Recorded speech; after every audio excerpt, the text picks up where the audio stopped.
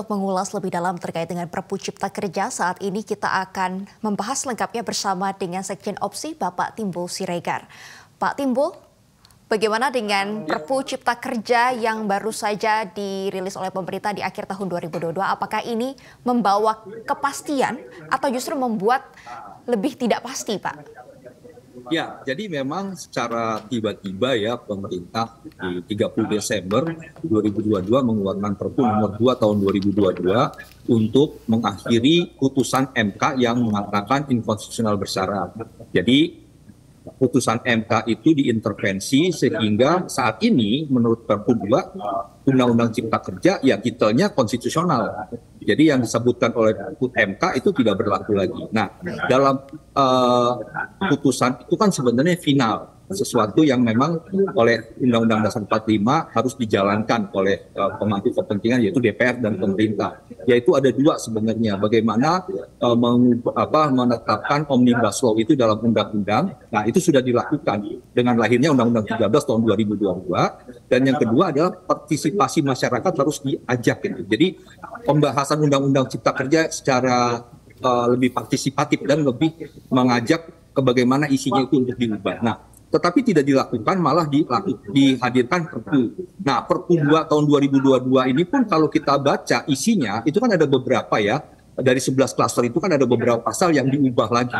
Nah, khusus untuk klaster ketenaga kerjaan, itu ada beberapa pasal, misalnya pasal 64 dihadirkan lagi. Nah, di pasal 64 juga itu menciptakan ketidakpastian juga, disebutkan di situ pekerjaan-pekerjaan yang boleh dialidayakan itu nanti diatur dalam peraturan pemerintah. Nah, bagaimana ini menetapkan ini? Nanti kan kita juga nggak tahu. Selama ini kan pemerintah kita tahu melakukan pembuatan PP ya sendiri aja gitu. Nah, ini juga akan menciptakan ketidakpastian. Sebenarnya pekerjaan yang boleh dialidayakan, yang tidak boleh dialidayakan apa? Nah, itu jelas bahwa akan terjadi kontroversi lagi. Yang kedua misalnya terkait dengan pasal 88F. 88F itu sebenarnya kan sedang menganulir keberadaan pasal 88D ayat 2. Pasal 88D ayat 2 itu kan mengatakan bahwa kenaikan upah minimum itu adalah pertumbuhan ekonomi inflasi plus indeks tertentu. Nah, itu nanti akan dituangkan dalam peraturan pemerintah. Tetapi dalam pasal 88F disebut lagi, dalam kondisi tertentu pemerintah bisa membuat kebijakan baru di luar pasal 88D ayat 2. Jadi ada ketidakpastian yang diciptakan oleh Perpu nomor 2 ini. Nah, jadi ini potensi perselisihan memicu konflik berikutnya. Nah, ini yang menurut saya harusnya pemerintah itu kan mengajak masyarakat, pemangku kepentingan untuk membicarakan pasal per pasalnya apa. Tapi kan Perpu tidak lagi mengikut sertakan masyarakat. Nah, artinya sekarang potensi itu akan muncul dan potensi itu akan menciptakan konflik berkepanjangan nantinya. Bagaimana upah minimum? Apakah kita membiarkan nanti tiap tahun akan terjadi polemik seperti sekarang? Kan artinya akan menjadi sebuah hal yang sangat tidak produktif gitu ya seperti sekarang ini gitu. Nah, jadi Perpu 2 diciptakan dengan menabrak amanat Undang-Undang Dasar 45, demikian juga isi pasal per pasalnya bukan menciptakan sebuah kepastian, tapi ketidakpastian yang menimbulkan polemik dan konflik ke depan seperti itu. Apakah artinya Pak Timbul lebih setuju jika tetap menggunakan Undang-Undang nomor 11 tahun 2020 tentang Cipta Kerja, Pak? Namun ini kan ada syarat untuk diperbaiki dengan komunikasi dengan berbagai pihak. Nah, ini apakah artinya Bapak lebih setuju untuk kembali ke Undang-Undang nomor 11 tahun 2020? Ya, jadi menurut saya lakukan saja seperti putusan MK yang mengatakan Undang-Undang Cipta Kerja dan regulasi operasionalnya dibicarakan kembali dengan melibatkan masyarakat. Itu saja. Jadi misalnya tentang pasal 64, kalau pemerintah mau mengubah seperti pasal 64 sekarang, ajak berunding dulu pekerja, serikat pekerja di klaster ketenaga kerjaan tentunya ya. Nah, jadi bicara misalnya pasal 88F, apakah memang menjadi urgensi untuk dihadirkan atau tidak? Bagaimana dengan pasal 88D ayat 2 tentang formulanya? Nah, daripada menciptakan ketidakpastian, ya ajak aja. Jadi sebenarnya intinya adalah bagaimana putusan MK itu dijalankan, libatkan serikat pekerja untuk berunding. Nah, nanti hasil-hasil perundingan itu dituangkan dalam perubahan Undang-Undang 11 tahun 2020 sehingga terjadi win-win. Nggak usah pakai Perpu menurut saya. Laksanakan putusan MK saja. Mengenai nanti hasilnya bagaimana, hasil pembicaraan perundingan dengan serikat pekerja, ya itu harus kita hormati. Karena itu adalah bagian dari menjalankan putusan Mahkamah Konstitusi gitu. Baik Pak, apakah dari pihak buruh dan juga pekerja, asosiasi dan juga kumpulan para pekerja ini sudah diajak berbicara dengan pemerintah terkait dengan Undang-Undang Nomor 11 Tahun 2020 kemarin yang sebenarnya inkonstitusional bersyarat, Pak? Ya, jadi kan kalau kita baca putusan MK nomor 91, itu kan jelas.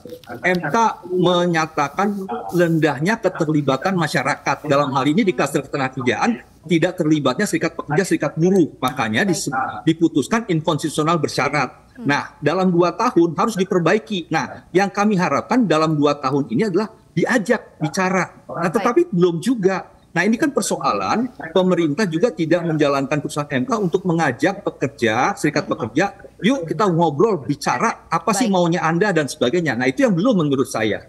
Baik Pak, terkait dengan formulasi untuk UMP, upah minimum Pak, ini Bapak melihat di undang-undang dari Perpu, maksud saya Perpu 2 nomor 2022 ini seperti apa Pak, selain pasal 88F, ini kan di 88D juga dikatakan bahwa penghitungan upah minimum ini mempertimbangkan pertumbuhan ekonomi, inflasi, dan indeks tertentu.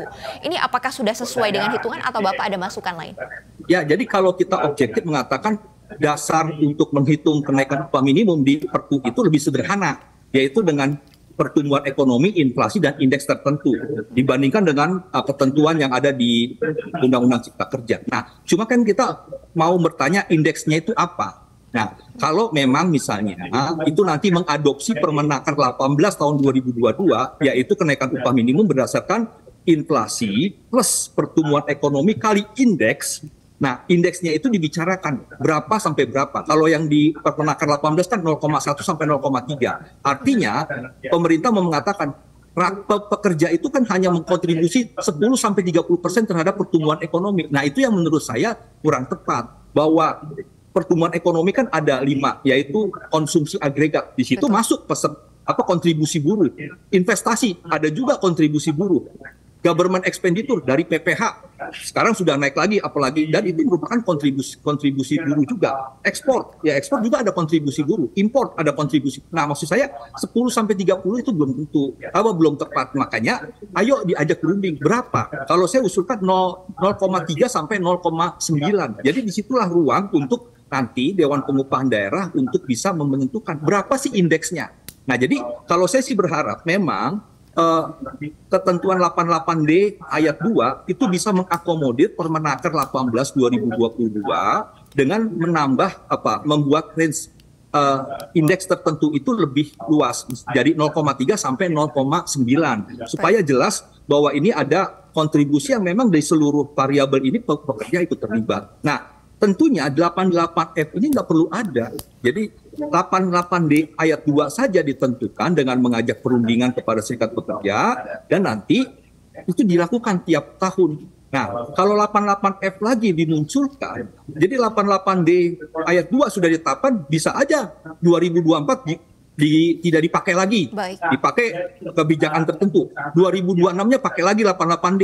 Setelah itu tidak pakai lagi. Lah kan berubah-ubah. Artinya gini, kalau menguntungkan buruh, si pengusaha yang protes. Ketika menguntungkan pengusaha, jadi berprotes. Kan artinya tidak akan menciptakan sebuah kestabilan baru untuk bagaimana upah minimum tidak menjadi polemik tiap tahun. Faktanya saat ini polemik terus tiap tahun kan untuk upah minimum. Berarti memang di pasal 88F ini yang menciptakan ketidakpastian ya Pak, dan ada beberapa pasal yang menurut Bapak ini justru menimbulkan ketidakpastian dibandingkan dengan kepastian hukum itu sendiri. Dan memang solusinya adalah ini komunikasi sebenarnya Pak antara pemerintah dengan berbagai pihak. Dan tadi Bapak juga mengusulkan untuk kembali ke Undang-Undang Nomor 11 Tahun 2020 Pak tentang Cipta Kerja. Namun sesuai dengan syarat dari MK, yaitu dirundingkan kembali dengan pihak-pihak terkait. Betul.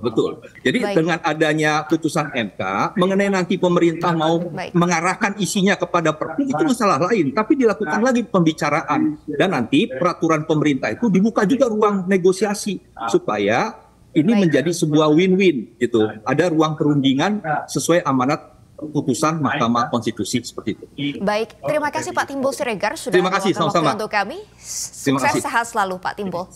Terima kasih.